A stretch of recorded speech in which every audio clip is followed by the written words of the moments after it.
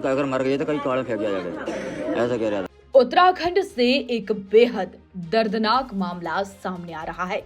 एक आदमी अपनी पत्नी की हत्या करके कंपनी चला जाता है और जब घर से पत्नी की मौत की खबर को लेकर उसे फोन आता है तो फोन पर पति बोलता है कि मर गई तो मैं क्या करूं, लाश को कबाड़ में फेंक दो। जी हां, यह खौफनाक मामला उधम सिंह नगर के रुद्रपुर से सामने आ रहा है। रुद्रपुर के बुरारानी कॉलोनी में दिन दहाड़े महिला की हत्या से पड़ोसी भी दंग है। पत्नी की हत्या कर पति शव को फर्श पर छोड़कर कंपनी में ड्यूटी करने चला गया। जब घर पर मृतका का मुंह बोला भाई अंकित दिवाकर पहुंचा तो शव देखकर उसके होश उड़ गए। अंकित ने पहले पुलिस और फिर अनिल को फोन किया। हत्यारोपी अनिल ने उल्टा जवाब दिया कि मर गई तो मैं क्या करूं, जाकर उसकी लाश को कबाड़ में फेंक दो। ये बातें अंकित ने घटनास्थल पर पहुंची पुलिस को भी बताई।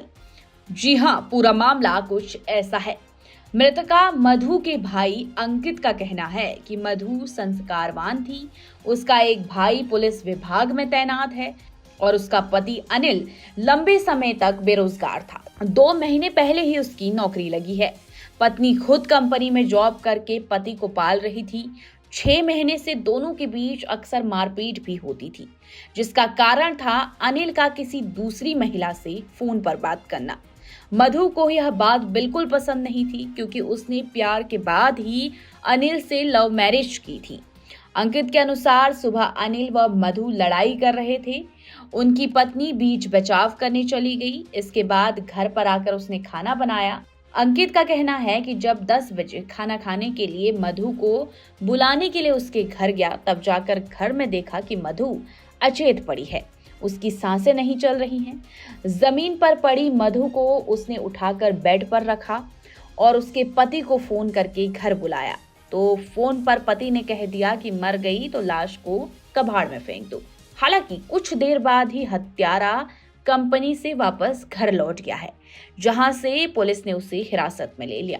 हत्यारोपी की मां भी बुरारानी क्षेत्र में ही एक कॉलोनी में रहती है। इस कमरे में मधु की लाश पड़ी थी। वहां पर बहुत सारी टूटी चूड़ियां पड़ी थी, जो इस ओर इशारा कर रही थी कि मधु ने पति से जान बचाने के लिए संघर्ष किया, लेकिन फिर भी वो हार गई।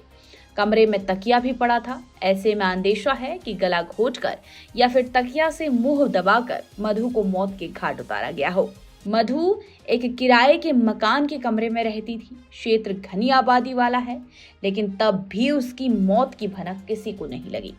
जब अंकित दिवाकर ने शोर शराबा किया, तब जाकर पड़ोसियों की भीड़ इकट्ठा होने लगी थी। वहीं पुलिस ने भी अब इस पूरे मामले में जांच पड़ताल शुरू कर दी है। बाहर से कुंडा लगा हुआ था। बाहर से कुंडा लगा था? हाँ। जैसे मैंने गेट खोला तो वो नीचे पड़े।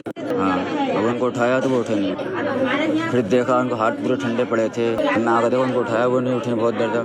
तो मैंने इनको बेड पर लिटा डाला। फिर इनको मैंने फ़ोन किया, इनको बताया मैंने। फिर वहाँ 112 पे कॉल की मैंने सीधे। ये तो बोल रहा था मुझसे, कह रहा अगर मर गई तो कहीं फेंक गया कबाड़ में जाकर। कह रहा अगर मर गई तो कहीं कबाड़ में फेंक दिया जाकर, ऐसा कह रहा था।